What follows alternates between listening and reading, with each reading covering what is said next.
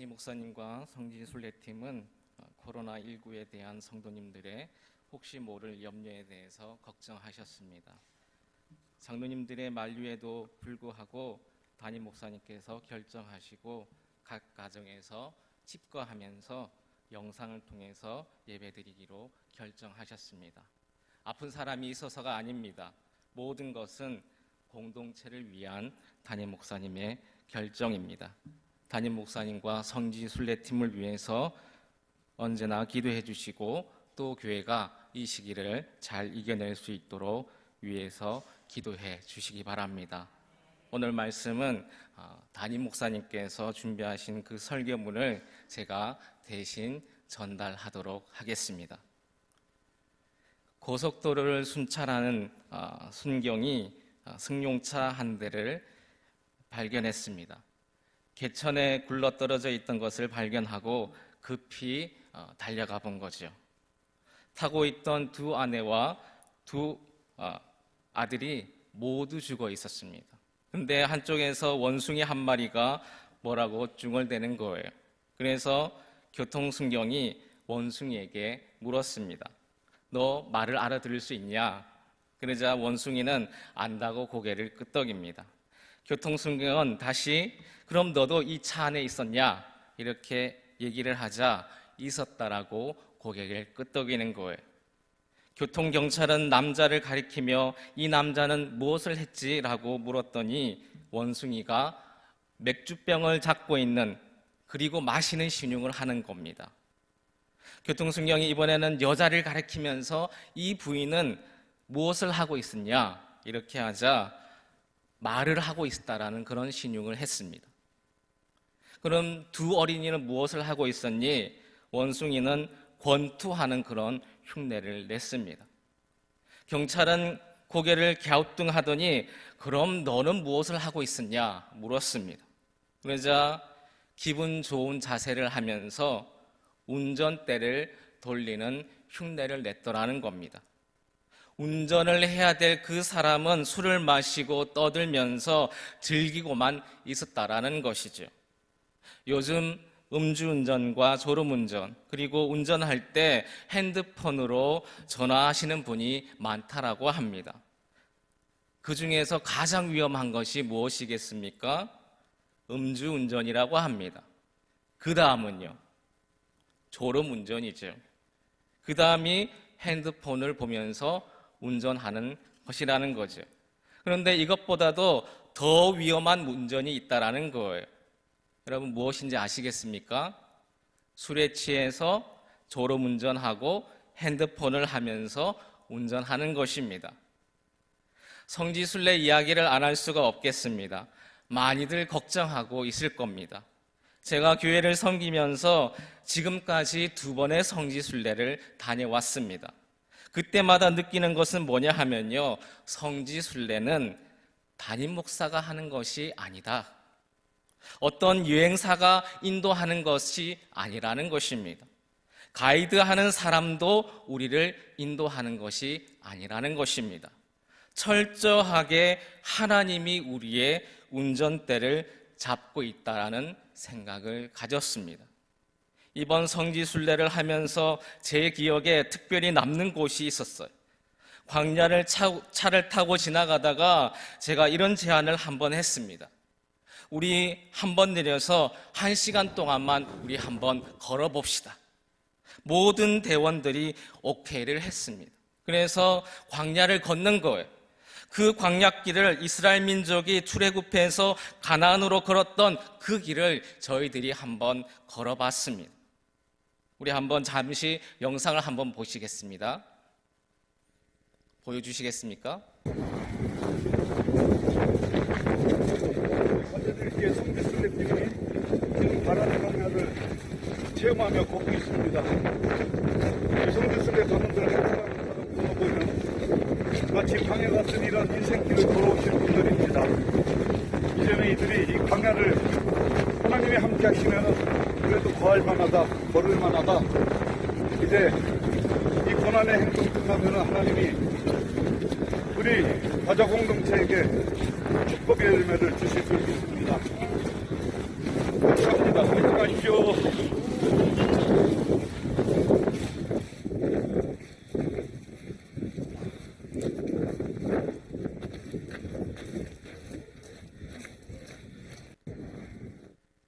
저는 두 가지 생각을 했습니다. 이스라엘 백성들의 광야길은 하나님이 운전대를 잡아주셨구나. 제가 보니까 안 그러면 다 죽을 수밖에 없습니다.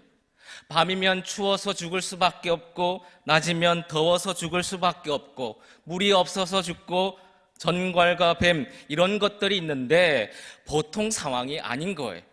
그런데 이런 광야에서 버티면서 가나안으로 들어간 거예요. 그게 바로 하나님이 그들의 운전대를 잡으셨기 때문인 줄 믿습니다. 또 하나는 우리 교회를 생각하면서 이런 생각을 해보았습니다. 우리 교회도 저에게 운전대를 맡긴 것이 아니구나. 장로님들에게 맡기신 것이 아니라 하나님께서 친히 운전대를 잡고 계시는구나. 안 그러면 우리 교회도 넘어지고 다른 분들도 넘어지고 다 광야 같은 길에서 죽을 수밖에 없지 않겠습니까? 여러분, 요즘 상황 보면요, 참으로 심각합니다.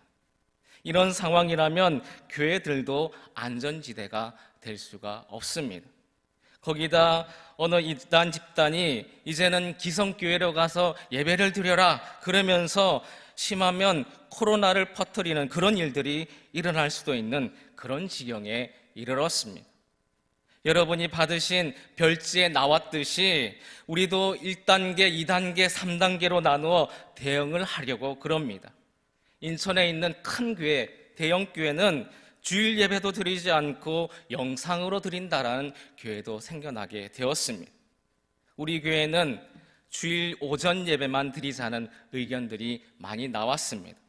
거기다가 제가 건의를 한 거죠. 새벽 기도만큼은 기도의 불씨를 하나 살려놓읍시다. 저 혼자서라도 나와서 기도의 불씨를 붙이겠습니다. 라는 생각이었습니다. 그 다음에 가자동에 확진자가 나오게 되면 2단계 대응 방안을 하고 우리 교회에 나오게 되면 3단계 대응 방안 이렇게 다 준비해 놓고 있습니다. 금요일에 급히 임시당회를 소집해서 저녁 12시까지 이런 대응 방안을 미리 다 준비해 놓았습니다. 그런데 참 이게 겁이 나는 게 뭐냐 하면요, 눈에 보이지를 않습니다. 손에 잡히지를 않습니다. 그렇다고 무슨 증상이 금방 나타나지를 않습니다. 이게 얼마나 불안한지 모르는 거예요. 성지순례를 다녀오신 분들 보면서도 성지순례 갔던 의성 사람들 천주교 아닙니까? 그 사람들이 걸렸다는데 그러면 우리 팀도 그런 거 아닌가라는 그런 의심을 가질 수가 있는 거죠. 친구 목사님들에게 전화를 제가 몇 통 받기도 했습니다. 주보 간지를 넣어 드렸는데 보시다시피 여러분 겹치는 부분이 전혀 없습니다. 만나지도 못했습니다.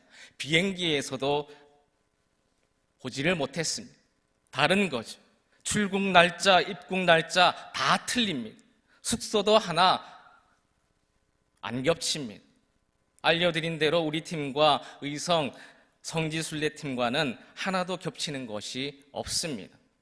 그런데도 이게 불안한 겁니다. 길 가던 사람이 기침만 해도요, 불안한 거예요.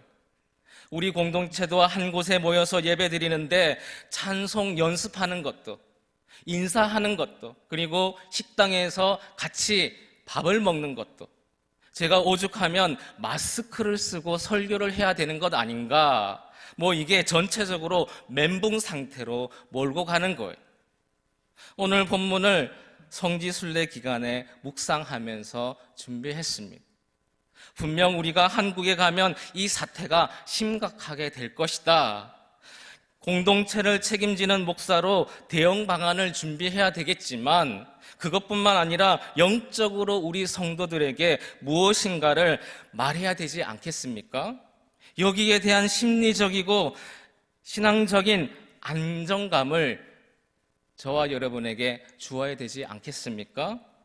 목사도 불안해하고 그것을 조장하면 여러분 어떻게 되겠습니까? 묵상을 하는 중에 하나님께서 우리 공동체에게 몇 가지 주시는 강력한 말씀이 있습니다.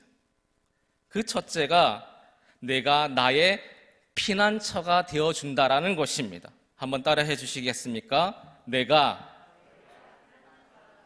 너의 피난처가 되어주겠다. 1절 말씀입니다. 한번 1절 말씀 같이 한번 읽겠습니다. 하나님은 우리의 피난처시요 힘이시니 환난 중에 만날 큰 도움이시라. 아멘. 그러면서 2절에서는 아주 구체적인 상황을 기록하고 있어요. 땅이 변한다. 산이 흔들린다. 바닷물이 솟아난다. 여러분, 이런 상황은 딱 하나뿐입니다. 어떤 상황인지 여러분 짐작이 되십니까? 지진인 거예요. 모든 것을 다 바꿔놓는 지진입니다. 우리가 돌아본 대부분의 지역은 그 지진으로 무너진 곳이었습니다. 그렇게 굳건하게 서 있던 그 돌 기둥들이 다 무너져 내렸고 건물도 다 무너져 내렸습니다. 그 지진을 피할 사람이 아무도 없는 거예요. 수천 명의 사람들이 다 깔려 죽었습니다. 그런데 이런 상황에서 내가 너의 피난처가 되어주겠다 말씀하고 있습니다. 여러분, 한번 사진 한번 보여주시겠습니까? 이게 바로 예수 탄생 교회입니다. 이 건물은 1600년 정도 전에 지었습니다. 건물 자체가 그런데 아주 잘 보존되어 있습니다. 그런데 여러분, 이 교회의 순환사를 보면 참 기가 막힌 겁니다. 이 교회를 두고 전쟁이 몇 번이나 일어났는지 모릅니다. 또 폭동이 일어나고 그런데 교회가 온전한 거예요. 614년 페르시아 공격 때도 교회는 파손되지 않았습니다. 1009년 파티마 왕조의 하킴 칼리프가 기독교 성지를 파괴할 것을 지시할 그 당시에도 교회는 파손되지 않았습니다. 11세기 십자군 전쟁 시절에도 교회가 온전했습니다. 이후 수많은 약탈과 화재, 지진이 있었음에도 불구하고 온전히 굳건하게 그 자리를 지키고 있습니다. 분쟁 속에서 살아남은 교회, 고난 속에서 살아남은 교회가 예수 탄생 교회입니다.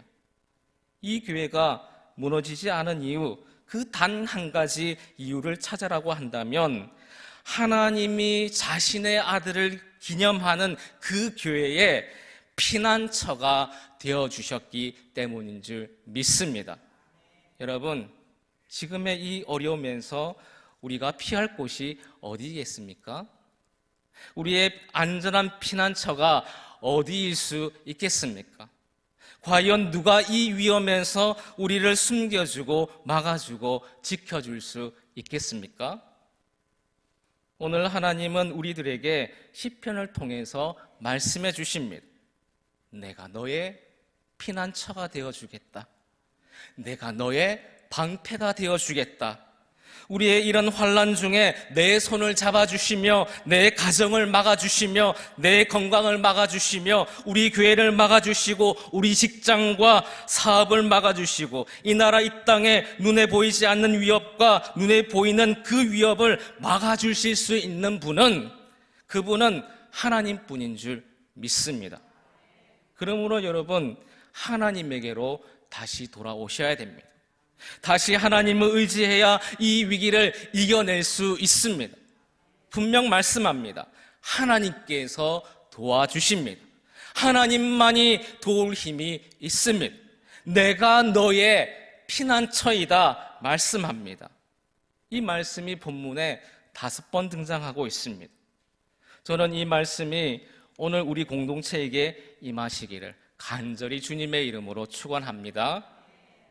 둘째로, 우리는 두려워하지 않습니다. 한번 따라 하실까요? 우리는 두려워하지 않습니다. 한번 다시요. 우리는 두려워하지 않습니다. 마지막으로, 우리는 두려워하지 않습니다. 우리 같이 3절 말씀 한번 같이 읽겠습니다. 3절. 바닷물이 솟아나고 뛰놀든지 그것이 넘침으로 산이 아멘. 여러분, 두려움을 연구하는 학자들이 공통적으로 말하는 것이 뭐냐 하면요, 죽음에 대한 두려움, 그리고 보이지 않는 것에 대한 두려움이 제일 무섭다라고 이야기합니다. 어느 텔레비전 프로그램을 보니까요, 연예인들이 나오는 겁니다. 연예인들이 나와서 검은 상자 속에 손을 집어넣고 그 안에 있는 것이 무엇인지를 이제 맞추는 그런 게임을 하는 것을 본 적이 있습니다. 그런데 10명이면 10명 전부 다가요, 그 검은 상자에 손을 넣는 것을 두려워하는 것을 보았습니다. 왜 그렇겠습니까? 보이지 않으니까 그렇습니다. 보이지 않아서 그게 너무 두려운 거예요. 저는 시골 개천에서 물고기를 잡으면서 어린 시절을 보냈습니다. 그때만 해도 물고기를 잡을 수 있는 도구가 별로 없지 않았습니까? 없었어요. 그래서 흙탕물에 손을 넣고는 이리저리 뒤지는 겁니다. 그러다가 가만히 숲을 속으로 이제 손이 들어가는 거예요. 근데 손에 무엇인가가 미끌리는 게 있으면 엄마야? 이러는 거예요. 바이러스란 눈에 보이지 않는 질병입니다. 인류에게 전염병을 일으키는 전쟁, 그것을 능가하는 겁니다. 고대부터 맹인을 떨쳤던 그 천년도 치사율이 20%에서 60% 정도에 이르는데 국가의 흥망을 좌우했습니다. 대부분이 지진 혹은 이 전염병으로 인해서 인류가 망하게 되었습니다. 전염성이 높고 합병증도 있는 그런 홍역, 독감을 일으키는 인플루엔자 바이러스도 여러분 보이면 피하겠는데 눈에 보이지 않는 것이 문제입니다. 그러니 막연한 두려움이 그 병보다 클 수밖에 없는 거죠. 조사에 의하면 2차 대전 때에 총알에 죽은 사람보다 두려움에 죽은 사람이 더 많다라는 이야기도 있습니다. 그런데 참 신기한 게 있어요. 두려움에는 냄새가 있다라는 거죠. 보통 싸움을 할 때는 상대방의 어디를 보게 되어 있습니까? 어디를 쳐다보죠? 여러분, 눈을 쳐다보지 않습니까? 일단 눈을 내리깐다는 것은 그러면 상대방이 겁을 먹은 거예요. 겁을 먹으면 자기 실력의 50%밖에 발휘하지 못합니다. 대부분의 동물들은 이 두려움의 냄새를 맡는다고 합니다. 그래서 상대방이 두려워하게 되면 그때 공격을 하는 거죠. 대부분의 의사들이 이런 얘기를 합니다. 환자를 다스릴 때에 가장 먼저 해야 되는 것은 뭐냐 하면 그 마음속에 있는 두려움을 다스려야 한다는 거죠. 이게 있으면 약을 써도 약 효과가 안 나타난다는 거예요. 이게 있으면 암덩어리도 더 빨리 퍼질 수밖에 없다는 겁니다. 이게 있으면 바이러스도 더 급속하게 퍼진다는 거예요. 그래서 이 두려움을 다스려야 한다는 것이죠. 여러분, 우리는 일부러 확진자가 있는데 가서 나는 두려움이 없습니다. 두려움을 이겨야지. 나는 믿음이 있다. 그러면서 그 사람과 소통할 필요는 전혀 없습니다. 그걸 믿음이라고 우리들은 이야기하지 않습니다. 우리는 조심해야 하는 것이죠. 아주 청결해야 합니다. 마스크 써야 합니다. 우리들이 할 수 있는 조치 다 취해야 합니다.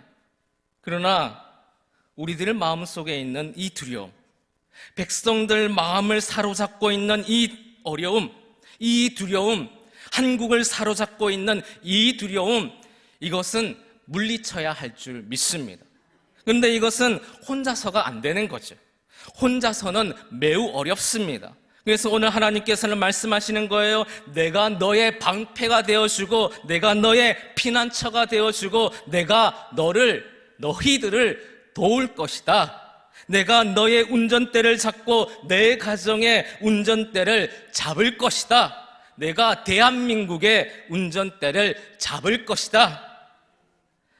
30여 명의 그 대원들과 함께 13시간 동안 비행기를 타고 이스라엘로 갔지 않습니까?